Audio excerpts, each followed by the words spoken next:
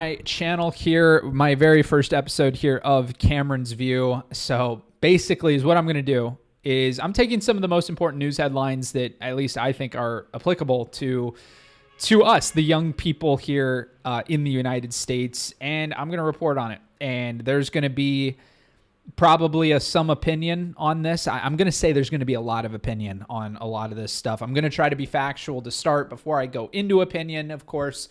I'm not going to be afraid to say that. And that's where we're going with this. So anyway, this does take me a lot of time to put together. So make sure to like, comment, subscribe. If you're on YouTube, if you're on TikTok, feel free to drop a like and a follow there as well. So the very first article here today is that the Trump administration has announced a 10% stake in the company Intel. Basically, the way that they did this is they took government contracts worth hundreds of millions of dollars and they converted that to equity into the company. Now, this comes after the fact that the United States government has basically done the same thing with NVIDIA, although with a little bit different terms. So NVIDIA is now allowed to export chips to the Chinese market, and the Trump administration has set up a deal where 15% of revenue from NVIDIA's Chinese sales will be kicked back to the U.S. government. So keep in mind, this money is going to the government. It's not going directly to Trump. Now, this raises a lot of questions because this is a weirdly left-wing position by the GOP that I don't think the GOP would have done until the year 2025. It just seems like an absurd deal because it is a very socialist position that they are taking.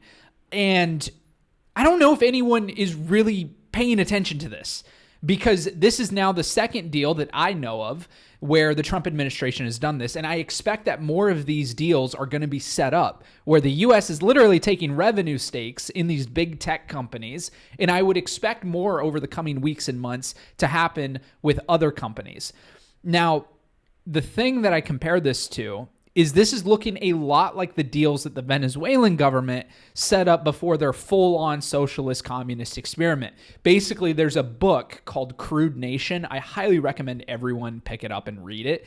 But it goes through the entire history of Venezuela and the political chaos. And it's a very neutral book. When I got it, I wasn't sure if it was going to be, a bunch of left-wing stuff, a bunch of right-wing stuff. I wasn't sure what the author was going to do with it. When I read the book, it felt very unbiased, and he presented the facts in a way that seemed very unbiased, and I highly recommend everyone pick it up. But in the book, they talk about how in the beginning days of the oil boom, the government came in and was like, hey, we're going to tax you 10% on oil. And then a few years later, it was 20%, and then it was 30%, then it was 50%, until the companies were fully nationalized and under control of the government, which ultimately resulted in the collapse of a lot of these oil companies. Now, I don't know if that's what Trump is trying to do, but I do think it is a slippery slope for the United States as a whole, because now this presents, with Trump, it might just be 10%. It might just be 15% of revenue for NVIDIA, 10% for Intel. But what happens when you have a leader in power that needs to fix a deficit real fast and they're willing to tax NVIDIA at 100%? What happens then? Probably nothing too good. So I think that this is a very slippery slope for the U.S. government. And I expect more of these deals to take place over the next few years, and probably in the next few months, to be honest, let alone years. It seems that Trump and his team are doing whatever they can to get some extra revenue in for the U.S. government other than taxing the actual citizens. Now, that I can appreciate. I appreciate not being taxed more than we already are. But at the same time, I think this raises a lot of slippery slopes here. And for whatever reason, it doesn't matter the party, if it's Democratic, if it's a Republican, all they want to do is spend more money. They want more money so they can spend it. Now, unfortunately, this comes at the cost of the younger generation. The only people that benefit from this are really the boomer generation and the U.S. government. And ultimately, we are on an absolute uncontrollable spending path. Again, doesn't matter who's in power. It just matters where the money is being spent. That's the only thing that changes. With the GOP, it's going to be more military focused, probably a little bit more business focused, where the Democrats are going to focus more on social issues and spending money in those areas. But either way, both parties spend a ton of money. Now, the thing that I had hope on for Trump was the fact that he's seen what Javier Milei has done in Argentina in reducing their government deficits and ultimately now having a government surplus. I was hoping that with Trump and Milei kind of being friends and Trump admiring Milei, that a similar thing would happen in the US government. Ultimately, it never happened. They tried the whole thing with Doge. Elon Musk came in. And the thing is, Elon Musk, his changes really only affected the spending by like 2 or 3% at most. So it barely makes a dent in anything. And on top of that, they couldn't get it passed in Congress anyway. So all the work that Elon Musk did for Doge inside of the US government was ultimately in vain. That brings up another point. I don't believe that Elon Musk being involved in politics was a great look for the United States at all. It definitely looked like the election was bought when you have Elon Musk running around the White House along with everyone else. It just was a very weird time. Now, I didn't think that Elon Musk was going to sit there for multiple months on end working inside of the White House. He just doesn't have the attention span for that. I knew he would be carried back to one of his many startups, whether it was Tesla, SpaceX, or any of the other companies that he runs. Ultimately, Tesla's share price took a nosedive, and he was very quickly out of the White House and out of the good graces of the Trump administration. Now, the next story I have is Chicago is getting the military to prevent crime in Chicago. Basically, the Pentagon is preparing to deploy the military to Chicago to combat crime, and this comes after a few weeks of the military being deployed in Washington, D.C. So basically is what they've seen ever since the military has been deployed to key areas of D.C. is that crime has dropped, homicides have dropped, and ultimately just all types of crime has dropped. So the Trump administration is taking this as a good sign to roll this out to other cities to try and make them safer. Now, J.B. Pritzker for the governor of Illinois and the mayor, Brandon Johnson of, I'm sorry, I probably got that name wrong. Oh, his name is Brandon Johnson. Okay, I got it right. Basically, they're both condemning the actions here. They're both saying that Chicago is actually getting safer right now, and there's no need for the military to come in. They're calling it unlawful, while the Trump administration is saying that crime in Chicago is out of control. Now, as someone who has been to Chicago many times in my life, I will admit it's not the safest city on the planet. It's a very big city. It's a very cool city. To be honest, it's one of my favorite places. Now, ultimately, Chicago is a big area to patrol. It's a huge area to patrol. So for the military to come in, I got a feeling it's a lot bigger than D.C. It's going to require probably a good amount of soldiers. The Trump administration has said, or I guess the Pentagon, I should say, has estimated about 2,000 soldiers, just a little bit more than that, will be going to Chicago. Ultimately, the story is still developing, so it's something we'll keep a lookout on over the coming weeks, and we'll have more information come then. Now, turning our news over to the United Kingdom, criminals may not be allowed to go to pubs and soccer matches under a new judicial ruling. So basically, there's some judges in the United Kingdom that said, hey, you're not allowed to do this if you're a criminal. And ultimately, the way that this appears is it appears for people that are on house arrest or some sort of work arrest type thing. So, where you live at home, but you're still able to work. They're basically saying you can't go to soccer matches or pubs anymore. And this is in an effort to reduce the prison population in the United Kingdom, as they are still waiting for more prisons to come online in the early 2030s before they can jail everyone. So ultimately, interesting law here. I figured that was kind of already a given if you were on some sort of house arrest or on some sort of serving time outside of prison. But apparently this is new. This is in the United Kingdom. And yeah, we'll see how this plays out over the coming weeks. Now, turning our sights on the big metropolis of Des Moines, Iowa. You heard that right. The big metropolis in Des Moines, probably the major key city in the United States. It's the New York of the Midwest, as they say. Iowa Democrats are considering bringing back first in the nation primarying or caucuses for the presidential elections in 2028. So basically in 2022, the Democratic Party changed the DNC primaries for the first in the nation to be South Carolina rather than Iowa. Now, Iowa law requires that both Republicans and Democrats are first in the nation to primary or caucus. In the United States, most states are going to use primarying as a form of electing the president. In Iowa, it's done by a caucus. So it's a little bit different. You don't cast a ballot necessarily. It depends on where you go, but basically the way that it works is you'll have like a gym or an auditorium. A lot of places are done.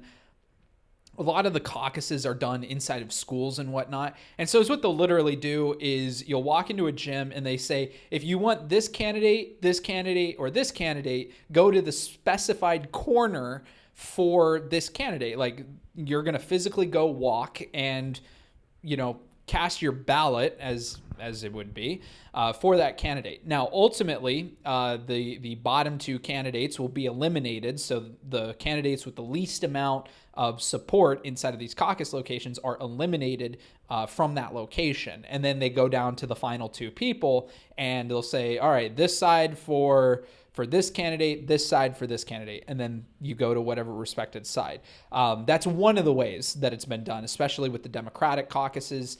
And then sometimes it is as simple as you write it down on a piece of paper, you put it into a bucket, they count it up, and then, they eliminate some of the candidates, and then you do it again. It's a very interesting democratic model that Iowa has. I grew up in Iowa. I was part of this a few times. I always felt like it was a little weird.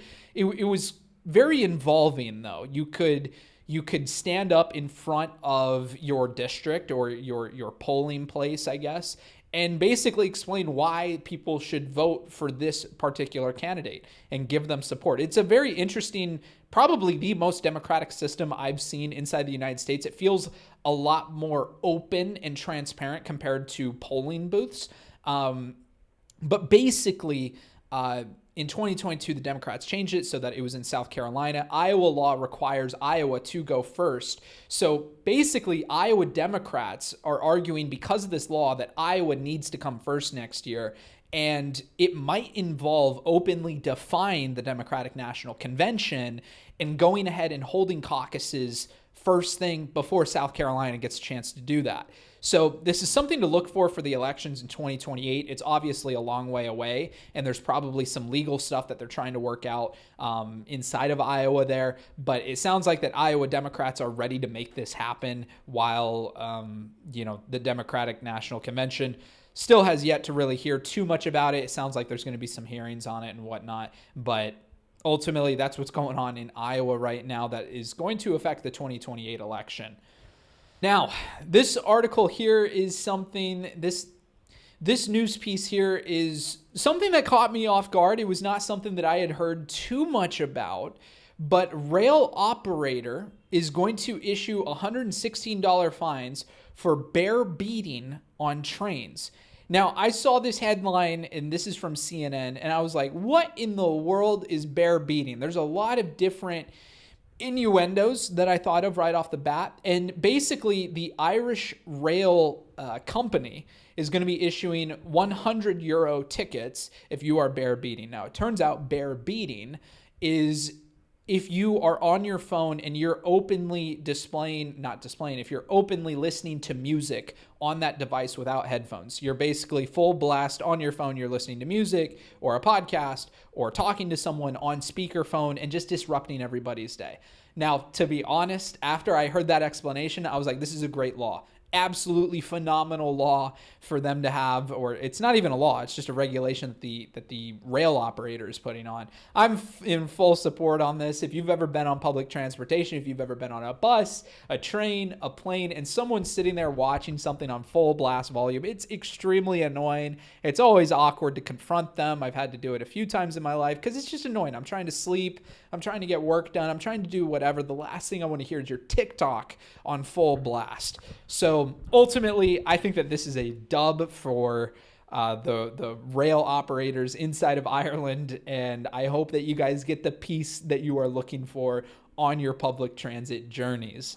Now, one of our last news stories of the day is Maduro is calling on China as U.S. mounts pressure on Venezuela. So basically, the United States has sent a whole bunch of Marines off the coast of Venezuela inside of Caribbean waters. It's estimated to be around 4,000 soldiers are on these various carriers and boats. And ultimately, it's made the Maduro regime in Venezuela a little bit nervous, and now they're calling on China to basically back them up here. Now, ultimately, Chinese and Venezuelan relations over the last 3 years have been tighter than what they have been in the past. And this comes with a lot of praise from both the Chinese, the Venezuelans for basically the collaboration. Maduro recently wrote on social media that I am happy with the progress of the year 2025 in our mutual cooperation with sister China, especially in economic, science, technology, and artificial intelligence projects. So ultimately, interesting development here. China basically rejects the use or any threats of force on Venezuela. Now, the question is, would China ever get involved in a conflict in Venezuela? Or is it just kind of empty words here? This is something that is obviously still ongoing. So far, the United States hasn't done anything in Venezuela. They haven't put boots on the ground or anything like that. But ultimately, the United States is taking a staunch and tough position on Venezuela.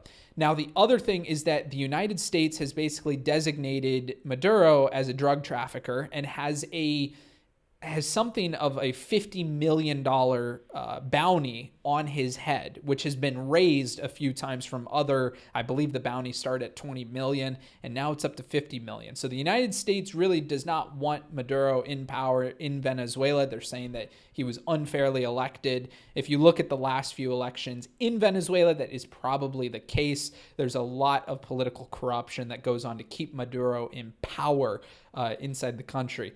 Now, ultimately, we won't know if this will lead to anything. We don't know if there's ever going to be any talks between Venezuela and the United States, nor boots on the ground in Venezuela. So this is something that is still ongoing and still developing. Now, shifting away from politics for a second and going into business is Starlux Airlines, which is a Taiwan-based airline company, is announcing a partnership with American Airlines. This launches, it already launched on August 15th, and it's going to provide a seamless network for both American airline travelers and Starlux, providing basically a wider network for both in Asia and North America for both airlines customers. So basically, Starlux is launching a flight from Taipei to Phoenix, Arizona, one of the major hubs for American Airlines. This route launches in January 2026, and it is considered an interline partnership, meaning if you're going from Taiwan to, let's say, New York, you're going to have a layover in Phoenix, but your bags are going to be checked all the way to your final destination beforehand, meaning you're not going to have to recheck your bags and go through all that. It's going to be a seamless experience. You don't have to go back to the customer service counter to get ready for your next flight. That's just not going to happen with this partnership here. Now, ultimately, Taiwan-based Starlux is a boutique international airline serving a total of 29 destinations from Taiwan to the US, Japan, Macau, Vietnam, Thailand, Philippines, Malaysia, and Singapore. In addition, this flight going from Taipei to Phoenix arrives in Phoenix from Taipei at 5:40 p.m. local time, allowing travelers to connect to over 40 domestic U.S. destinations via American.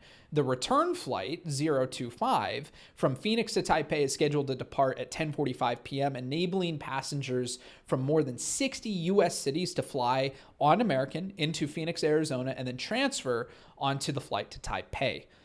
Ultimately, there is a piece here that I think that the article that I'm reading here, or this press release that I'm reading, there's one key thing that is missing here. And it's the fact that a lot of chip manufacturing has started in Phoenix, Arizona through the Taiwan Semiconductor Company. So they have some massive facilities, so this route makes sense for them. And then in addition to that, Phoenix is a major hub in the southeastern United States where you can basically get anywhere on American Airlines through this hub. So ultimately, this makes a lot of sense for both airline companies, and Right now, it is just an interline agreement. They are not joining the One World Alliance. It's unknown if you're going to be able to spend American airline points with Starlux or vice versa. That's all still unclear, but it does make travel a little bit easier for those people traveling between those destinations.